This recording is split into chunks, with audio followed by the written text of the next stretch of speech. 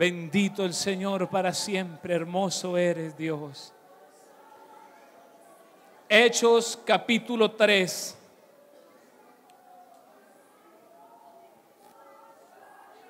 Vamos a leer del versículo 1 al versículo 8 la palabra de nuestro Dios.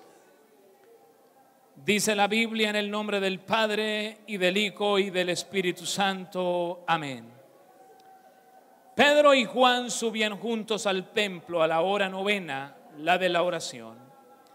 Y era traído un hombre cojo de nacimiento, a quien ponían cada día a la puerta del templo, que se llama La Hermosa, para que pidiese limosna de los que entraban en el templo. Este, cuando vio a Pedro y a Juan que iban a entrar en el templo, les rogaba que le diesen limosna. Pedro, con Juan, fijando en él los ojos, le dijo: míranos. Entonces él les estuvo atento, esperando recibir de ellos algo. Mas Pedro dijo: no tengo plata ni oro, pero lo que tengo te doy. En el nombre de Jesucristo de Nazaret, levántate y anda. Y tomándole por la mano derecha le levantó, y al momento se le afirmaron los pies y tobillos. Y saltando se puso en pie y anduvo. Y entró con ellos en el templo, andando y saltando y alabando a Dios. Amén. Gloria a Jesús. Puede estar cómodo, iglesia, pero no deje de adorar al Señor. Aleluya. En el transcurso de la enseñanza voy a tocar hasta el versículo 19, solo que por ahora únicamente leímos del verso 1 al verso 8. Y quiero que agarremos este pasaje de la Biblia y comencemos a ver algunas cosas bien significativas que hay en este texto. Hoy quiero que veamos de este pasaje tres cosas. Primero, que veamos a unos hombres de Dios. Segundo, que veamos a un necesitado. Y tercero, que veamos un milagro de Dios. Aleluya. Arranquemos con el primero, unos hombres de Dios. La Biblia cita en el versículo 1 los nombres de estos dos varones de Dios que se llamaban Pedro y Juan. Pero lo que quiero de ver no es tanto que se llamaban Pedro y se llamaban Juan. Lo que quiero que veamos de ellos es que eran unos hombres de Dios con unos buenos hábitos cristianos. Alabado Jesús. Eran unos buenos hombres de Dios. Eran hombres de Dios que tenían unos buenos hábitos cristianos. Usted sabe que muchas veces los buenos hábitos evangélicos, a veces con el pasar del tiempo, se tratan de diluir, se tratan de perder. Muchas personas en sus primeros años de cristianismo, sus hábitos espirituales, sus hábitos cristianos los mantienen muy arriba. Pero a veces pasa el tiempo y esos buenos hábitos cristianos comienzan a desaparecer. Ese es un peligro. Fue el peligro en que cayó la iglesia de Apocalipsis, la iglesia de la Odisea.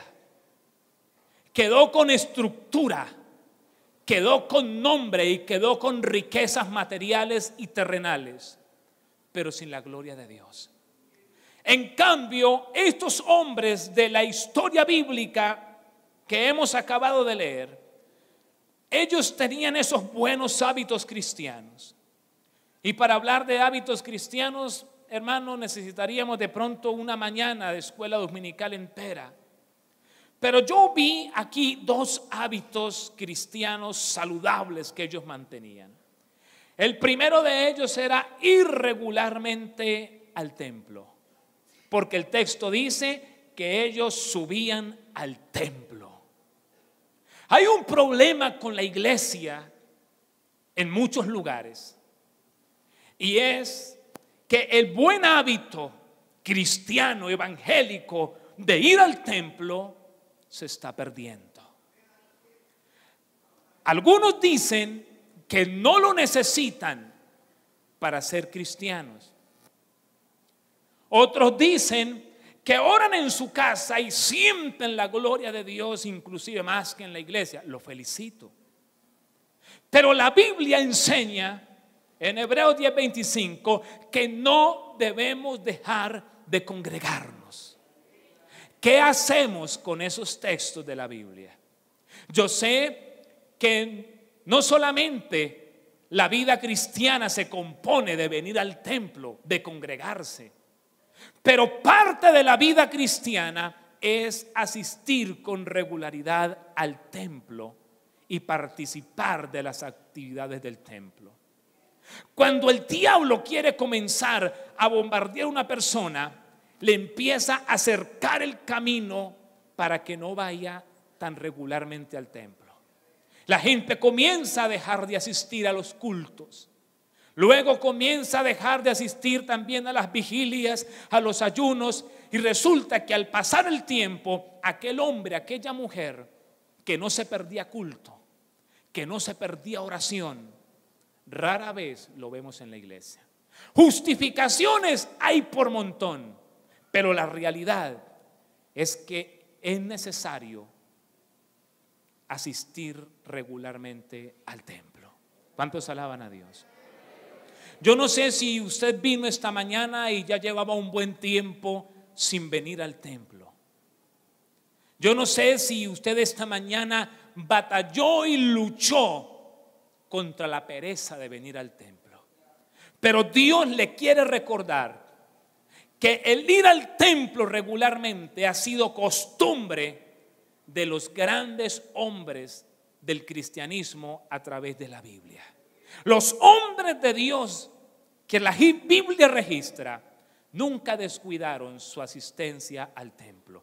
Ellos iban regularmente al templo. El otro hábito cristiano que permanecía en estos apóstoles era el tener una vida de oración, porque dice que ellos iban al templo a la hora novena, la de la oración. Yo pude rescatar en ese pasaje bíblico esos dos hábitos cristianos que ellos tenían muy claros: ir regularmente al templo y el hábito de la oración constante. ¿Cuánto tiempo dedicamos nosotros a nuestra vida de oración? Yo a veces molesto a los hermanos en la iglesia y les digo: cuidado con la persinada evangélica.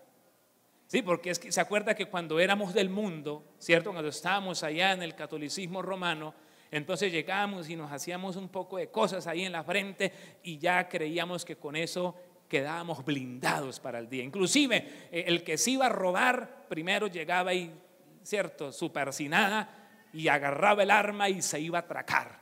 Supuestamente que Dios lo bendiga en el asalto, ¿verdad? Bueno, era la idea. Pero yo le decía a la iglesia, o a veces molesto a la iglesia y le digo: cuidado con la persinada evangélica. ¿Y cómo así la persinada evangélica? Sí, Padre, en el nombre de Jesús, gracias por este día, amén, Señor, y sale y se va, ¿cierto? Y a veces en la noche hacemos la oración esa de el día que pasó y la noche que viene, y ¡pum! Cuidado con la persinada evangélica.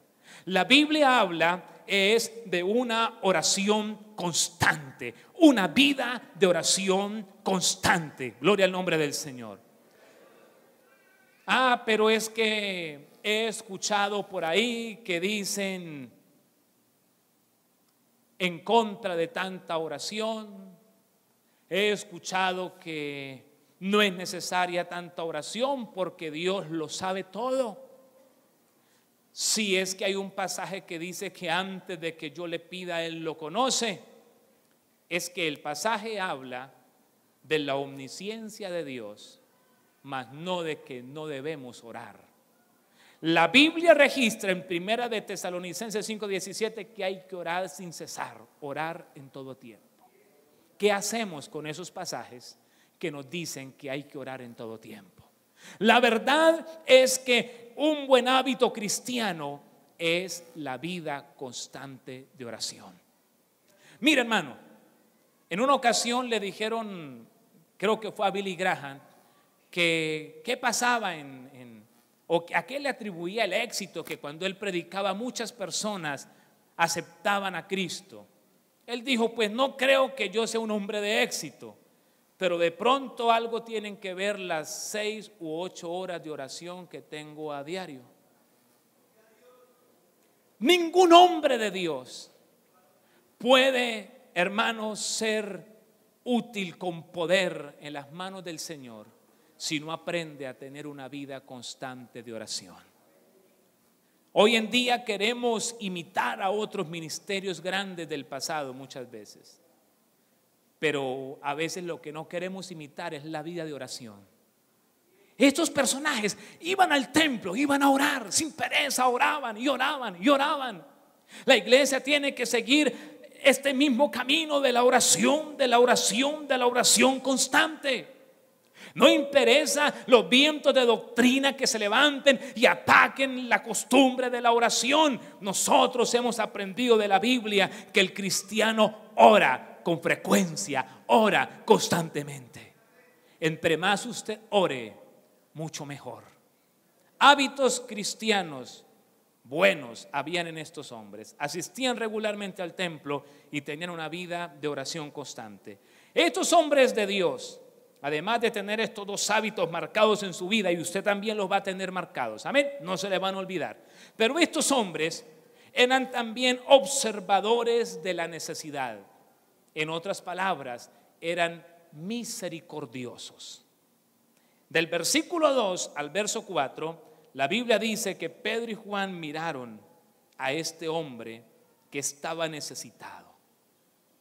Tenemos que aprender a observar la necesidad. Se tiene que desarrollar en nosotros la misericordia. No podemos pasar siendo indiferentes ante la necesidad que se está viviendo. Alabado el nombre de Jesús. ¿Hay necesidades en su entorno? ¿Hay necesidades en su familia, en su cuadra, en su barrio, en su localidad, en su ciudad? La respuesta es sí, muchas. Y los hombres de Dios, las mujeres de Dios, la iglesia de Dios tiene que ser observadora de la necesidad. No puede ser indiferente, tiene que aprender a sentir misericordia del que sufre. Alabado el nombre del Señor. Ellos observaban la necesidad, eran misericordiosos. Ahora, otra cosa interesante en estos hombres era que tenían una fe genuina. El versículo 6 dice que ellos le dicen al necesitado, a este hombre que está ahí paralítico, no hay plata, no hay oro, pero conocemos a Jesús y en el nombre de Jesús, levántese y anda. ¿En quién estaba la fe de ellos? En Jesús.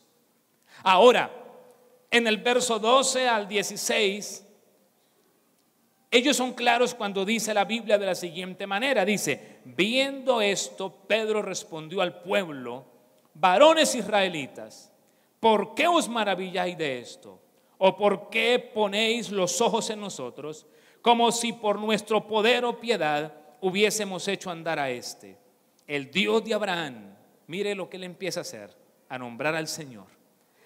El Dios de Abraham, de Isaac y de Jacob, el Dios de nuestros padres, ha glorificado a su Hijo Jesús, a quien vosotros entregasteis y negasteis delante de Pilato, cuando éste había resuelto ponerle libertad.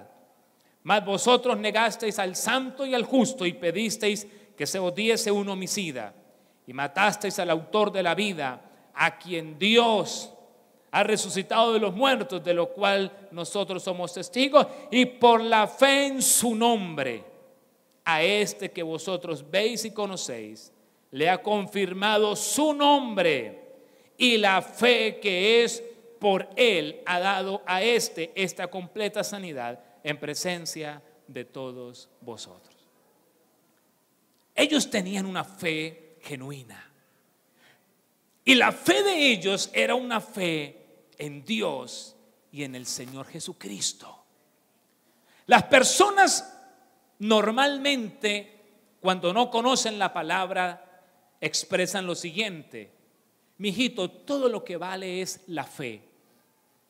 Todo lo que importa es la fe. Y a veces nosotros los cristianos resultamos repitiendo lo mismo. Es que lo que importa es la fe. Sí, es verdad. Pero la fe ¿en quién? Porque puede haber fe en San Gregorio. Porque puede haber fe en el santo patrono de cada pueblo. Y aunque es fe, no es la fe genuina que la Biblia reclama del ser humano. El Señor y los apóstoles aquí son claros y dicen: es por la fe en Dios, por la fe en el nombre de su Hijo, que el milagro ha sucedido. Estos hombres tenían fe, pero no era cualquier fe, era una fe genuina en el Señor, en su palabra.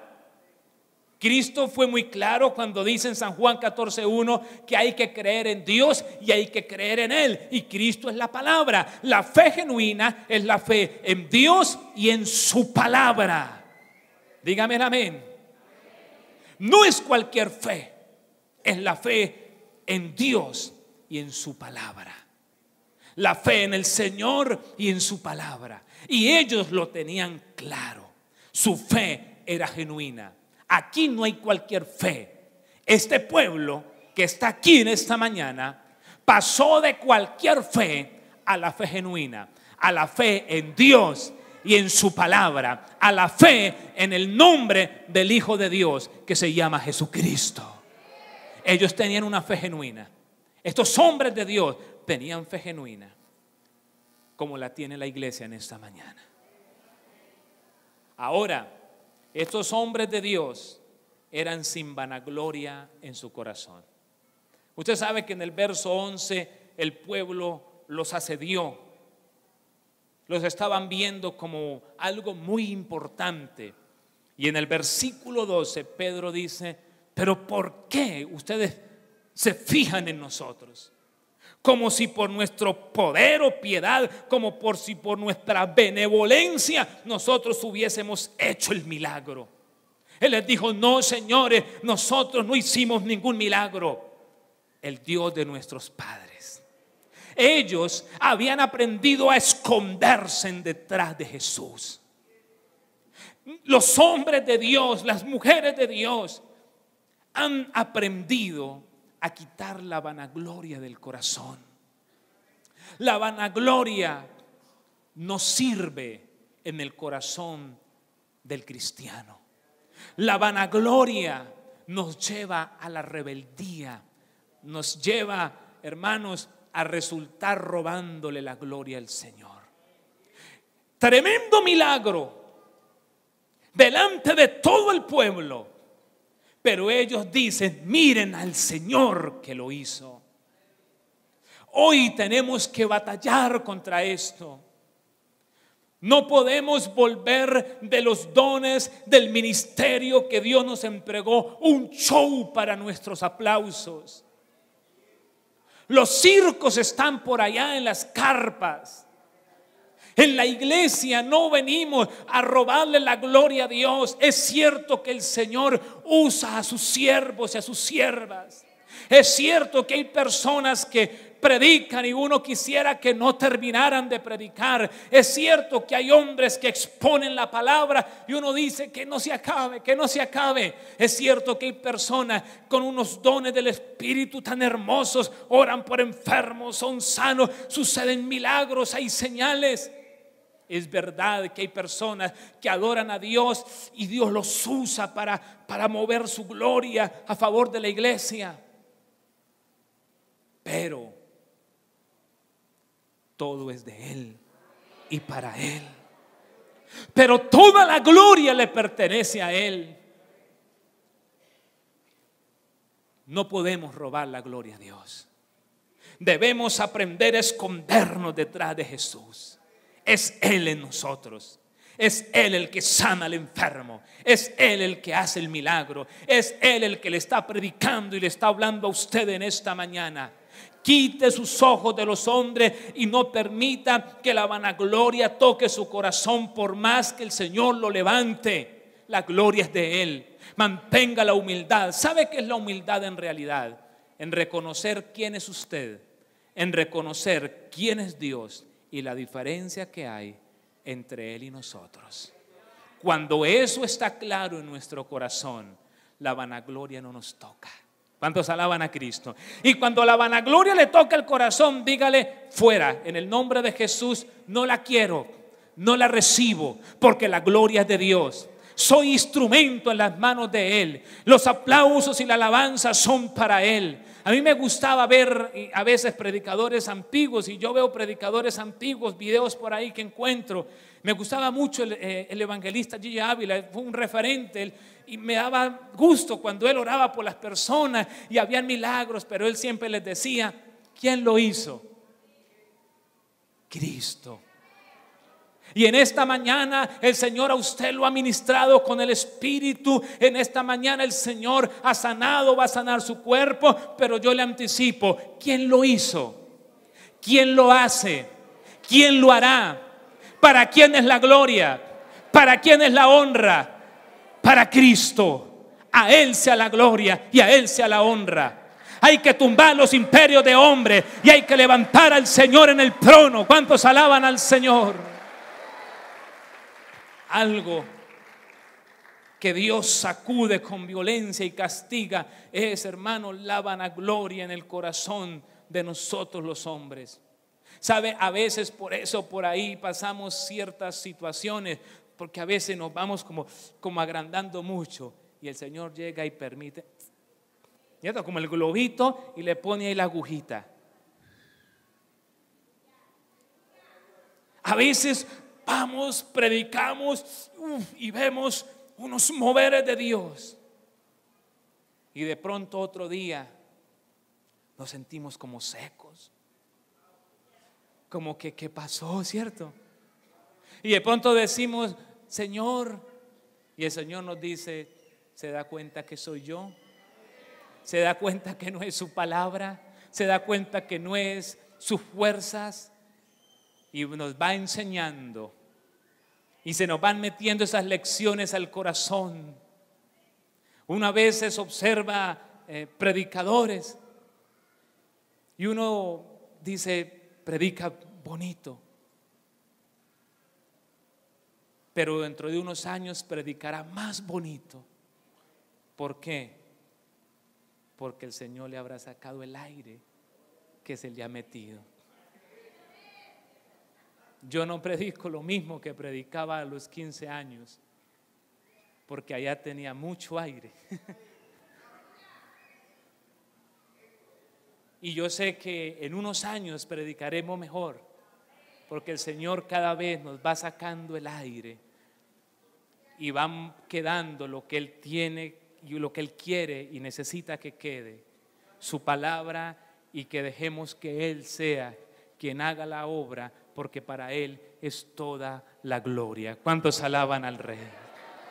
A su nombre. No había vanagloria en sus corazones. Buenos hombres, ¿verdad? Hombres de Dios con unos buenos hábitos cristianos, observadores de la necesidad, con una fe genuina y sin vanagloria en su corazón. Ahora vamos a ver al necesitado. Vamos a meternos ahora en el necesitado, que es el segundo punto que quiero que veamos. Este necesitado era el cojo, el paralítico que estaba ahí en la puerta pidiendo limosna. Este personaje, este necesitado, hoy nos va a servir para representar a la humanidad en quienes abundan las necesidades. Este personaje, este hombre nos sirve hoy para representar a toda esa humanidad que abunda en necesidades. Sobre todo la humanidad sin Cristo, ¿verdad? Abundan las necesidades en ellos. Necesidades en sus familias, necesidades en sus cuerpos, necesidades en su economía, necesidades por montón. Usted se pone, cuando venía viajando, venía con una señora, Y empecé ahí a hablarle de Jesús. Entonces, rapidito me dijo, tengo 4 hermanos evangélicos. Y hemos peleado con ellos porque era paisa. Y nos pusimos bravos porque se bautizaron. Como quien dice, ya le voy diciendo que no me hable mucho de eso. Yo le dije, bueno, Señor, ¿cómo le hago? Pero al ratico me dijo, tengo un problema con una hija. Y es la única hija. Y se puso a llorar. ¿Qué fue? Está consumiendo mucho licor y queda enlagunada y no sabe qué hacer porque le da temor que su hija, aunque se está recuperando un poco, vuelva a recaer. Ahí está el puente para hablar de Jesús. Necesidades hay. Aunque por el momento digan no quiero, hay necesidades que los harán escuchar. Muchas necesidades hay en las personas por dinero que tengan, así hayan vivido en el exterior. Hermanos, necesidades hay por montón en la humanidad. Ahora, estas necesidades son tan fuertes que muchas veces vienen desde el nacimiento o hasta antes del nacimiento. Veamos el versículo 2, dice, y era traído un hombre cojo ¿de qué? De nacimiento. ¿De dónde venía la necesidad de este hombre desde su nacimiento? La gente tiene necesidades tan fuertes que aún vienen desde su nacimiento o desde antes de nacer, desde su concepción trae necesidades. Corazones enfermos, corazones amargados, destruidos, gente iracunda, personas violentas, porque hay cosas en su ser allá internas y están enfermos, necesitados. Hay mucha necesidad y necesidades muy profundas. Y estas necesidades que las personas experimentan los hace llevar a la mendicidad. ¿Qué hace ese hombre ahí en la puerta del templo? Pedir limosna. La necesidad lo llevó a la mendicidad. Hay personas que tal vez no estén mendigando dinero, pero están mendigando amor. Mire cuántas señoritas cayeron o caen en fornicación. Consiguen un hombre para vivir desde los 13, 12 años. Y en el fondo no buscan marido, buscan el papá que no tuvieron. Necesidades que llevan a la gente a la mendicidad. Y a veces no solamente miremos el mundo, echémosle un ojito también a la iglesia. Porque a veces en la iglesia hay necesidades. Hemos permitido que algunas cosas vengan y nos hagan daño y permitimos esa situación y comenzamos a tener vida espiritual de mendicidad. No, sí. Hermanito, ore por mí. Personas que ya no tienen una dependencia directa de Dios, sino que andan de evangelio y de oraciones prestadas. Entonces ya no están tanto allá en la mendicidad del amor, pero entonces su comunión con Dios empieza a dañar y comienzan a vivir un evangelio donde se depende es de lo que los demás hagan por él. Ya no hay oración propia, ya no hay una lectura de la Biblia propia, no hay una vida de ayuno, no hay una vida de compromiso y comenzamos a vivir, ayúdeme, ore por mí. Y está bien, pide oración, pero siempre y cuando usted también esté llevando una vida de oración, no vida de una mendicidad. Ay, mire cómo Dios ministró a fulano. ¿Y qué tal si permite que lo ministre a usted? Ay, mire lo que Dios hizo, lo levantó, lo va llevando en el ministerio, está sirviendo. ¿Y qué tal si usted permite que el mismo proceso suceda en su vida? Había mendicidad, había problema debido a la necesidad. Ahora, por lo regular las personas necesitadas piensan resolver sus problemas con bienes materiales. El hombre que decía, platica, oro, moneditas. Ellos pensaban, y la gente piensa, que las cosas materiales satisfacen las necesidades. Y eso no es así. Las cosas materiales llegan y se acaban.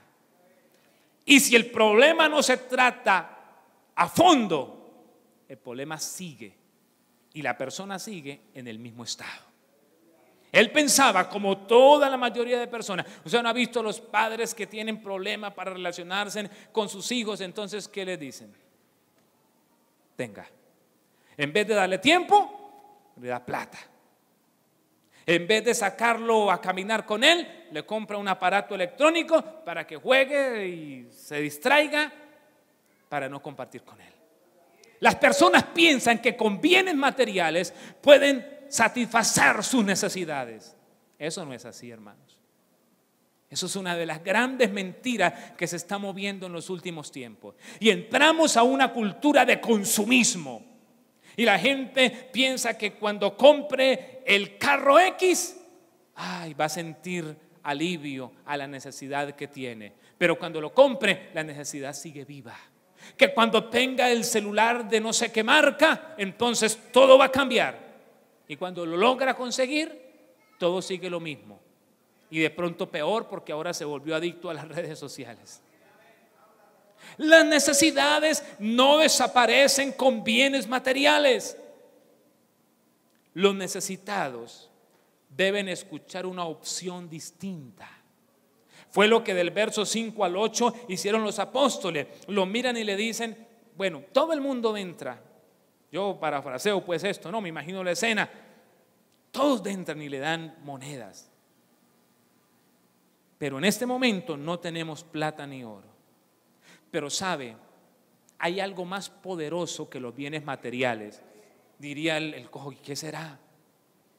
Los apóstoles sabían que el dinero no lo era todo en la vida y que los bienes materiales no logran llenar las necesidades del ser humano. Y eso lo tiene que tener claro la iglesia. Entonces ellos ven la oportunidad para darle una opción distinta a este varón. La gente está cansada de oír religiones, temáticas de aquí, con cátedra de esto, de aquello. Y hay que mostrarles una opción distinta. Y esa opción es el nombre de Jesús. No hay plata, no hay oro, pero queremos orar. Queremos invocar sobre usted el nombre de Jesús. Alabado sea Cristo. La gente ha gastado, como la mujer de flujo de sangre, tanto en tantas cosas. Y la respuesta es tan sencilla: Cristo Jesús. La respuesta a la necesidad es Cristo Jesús. Si usted vino hoy por primera vez y vino con una carga de necesidad enorme, usted dijo, me voy a ir al culto porque aunque no me gustaba el evangelio, voy a ir porque quiero oír una opción distinta. Le digo, muy bien, ha venido al lugar indicado, porque esa opción distinta que hará un milagro en su vida es el Señor. Hablemosle a las personas de Jesús. Digámosles a las personas que sí se puede, que sí el Señor transformará sus vidas y que su nombre hará cosas grandes en ellos. Aleluya, bendito el nombre del Señor. Entonces ellos le presentan a este necesitado una opción distinta. Y no es la opción del dinero, no es la opción, es la opción del nombre de Jesús. Y cuando ellos presentan la opción de Jesús, sucede el milagro. Mire, si allá está el necesitado, pero si usted no le presenta la opción de Jesús al necesitado, nada va a pasar en él. Pero cuando usted va y le dice, el Señor puede hacer algo en su vida, la fe de él, aunque esté muerta por los problemas, se comienza a despertar. Usted le va a decir, la Biblia dice, y cuando él escucha el versículo, esa fe que estaba tan trillada por tantos desazones de la vida, se va a comenzar a despertar. Porque eso fue cuando ellos le dijo, mírenos, el hombre estuvo atento, tenía problemas, pero cuando se le da una opción distinta, él está atento. Si usted presenta a Jesús, el nombre del Señor, la palabra del Señor, va a empezar a despertar esa fe en las personas y el milagro va a suceder. Y ese milagro que viene de parte de Dios transforma la vida del necesitado. La Biblia dice que cuando le toman de la mano, le dan la orden en el nombre de Jesús, él salta, puede caminar, puede saltar y puede alabar a Dios. A su nombre.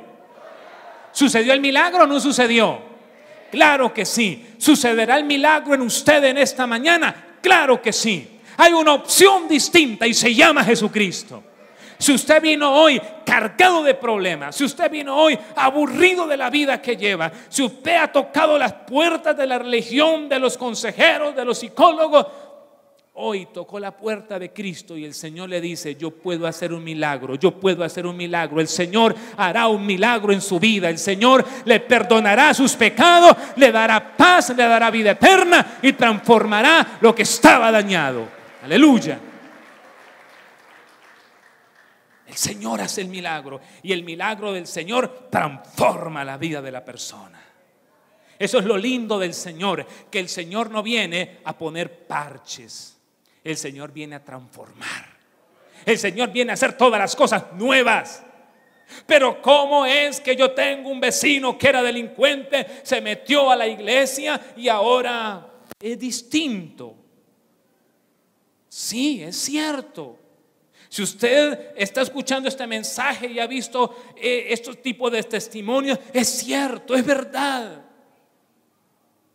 ¿Y cómo sucede? Humanamente no se lo puedo explicar. Lo que le puedo decir es lo que la Biblia dice, que el Señor tiene el poder de hacer todas las cosas nuevas. Que el Señor tiene el poder de cambiar el corazón de los hombres. Porque la Biblia dice que para Él nada es imposible y para el que cree tampoco. A su nombre. Dios transforma, el milagro transforma la vida del necesitado. La transforma. ¿Usted se imagina lo que sintió este hombre cuando pudo saltar? Pudo estrenar sus piernas para caminar. ¿Usted se imagina lo que él siente cuando entiende que ya no necesita de que otro lo lleve de la mano, de que otro lo alce? Ya no necesita depender de los demás, ya puede decidir por sí mismo, puede ir, puede venir. Impresionante lo que pasó. Todo cambió para él. Tanto así que se metió al templo y saltaba y alababa a Dios. Y allá el que dirán, se metió a alabar a Dios, saltaba y alababa a Dios. Qué hermoso, ¿cierto? Qué lindo cuando traíamos esa carga de pecados que nos asediaba y el Señor dijo, venga, lo limpio con mi sangre. ¿Cómo salió usted ese día, el día de su salvación, el día del nuevo nacimiento? Livianito para la casa, ¿verdad? Uy, se quedó un peso. El Señor nos limpió, nos cambió, nos transformó y salíamos como el cojo, ¿cierto? Casi que brincando de alegría porque algo había sucedido. El Señor hizo un milagro que transforma. A su nombre sea la gloria. Ahora, ese milagro que el Señor hace es notorio a todos. El verso 9 y verso 10 dice, y todo el pueblo le vio andar y alabar a Dios. Y reconocían que era el que se sentaba a pedir la limosna ahí en la puerta de la hermosa. La gente decía, ¿es? Sí, ese es. Pero ¿cómo está andando? Y además de andando saltando, ¿cómo lo hace? ¿Qué pasó? Me imagino que no faltó el escéptico. No, ese no es. Y se le arrimaban más, ¿cierto? Espere que pase por aquí brincando. Ese es. ¿Cómo que ahora camina? Los milagros del Señor se hacen notorios. Esos milagros son como la bandera que Dios empuña y dice: soy todopoderoso. Son los trofeos que el Señor exhibe. Cuando el Señor toma personas que han estado tan hundidas y las transforma, luego las levanta y las pasa y le dice a la humanidad: ¿y que no cambiaba? Yo lo cambié. Y se la pasa por allá a los ateos, a los agnósticos, y que yo no cambio, que yo no existo, que no se puede tener comunión conmigo. Mire este loco que ahora está cuerdo. Mire este matón que ahora es diácono. No que no existo. En la iglesia hay un hermanito y es muy bueno para evangelizar y él ama al Señor, y cuando le salen así dice: y entonces ¿quién me cambió? Si yo andaba con una pala de cuchillo como así, atracando le robé el revólver hasta un vigilante. Dijo: ¿quién cambió mi corazón? Dijo: yo sé lo que era hoy pensar en pecado, Cristo rescatarme, y mañana no tener la capacidad de pensar en volver a hacer lo que yo hacía. ¿Quién lo hizo si Dios no existe? Ustedes, nosotros somos el trofeo de Dios que Él exhibe ante el mundo y les dice: yo soy Dios, a su nombre. El milagro se hace latente y hasta los ciegos lo ven. Él lo hace latente para que no quede duda de que Él es el Señor. Y sabe que el milagro produce oportunidad para predicar.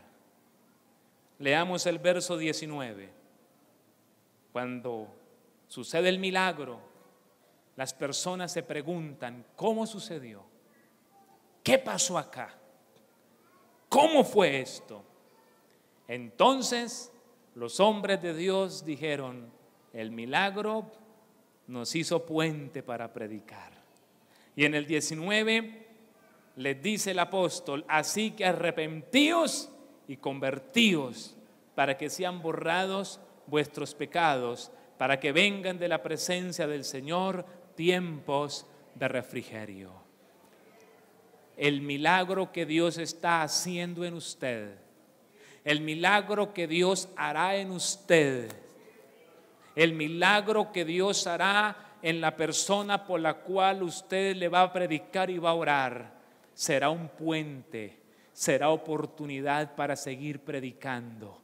Y a medida que se sigue predicando, siguen los milagros, y a medida que sigue el milagro, siguen las vidas siendo cambiadas, y seguirán más cojos saltando y alabando a Dios, y habrán más personas atónitas mirando las caras de los cojos y diciendo: cuente qué pasó, porque algo ha sucedido en usted. Alabado sea el Señor.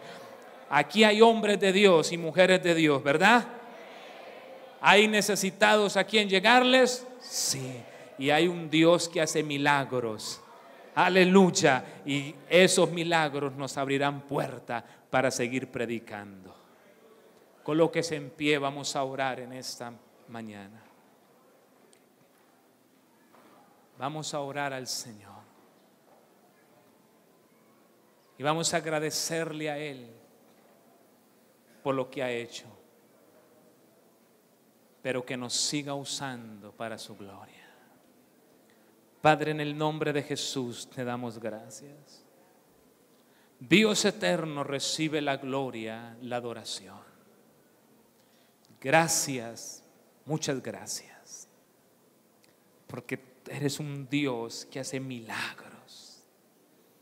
Haces milagros que son notorios para tu gloria y tu honra. Y tú estás en esta mañana, Señor, en medio de tu pueblo, para moverte y hacer lo que sabes hacer. Milagros que transforman, milagros que cambian. Si usted en esta mañana estaba orando porque Dios hiciera algo en su vida, venga, vamos a ministrar. Venga en esta mañana. Si usted tiene una necesidad, si está enfermo, vamos a orar. El Señor sana a los enfermos. Venga sin temor.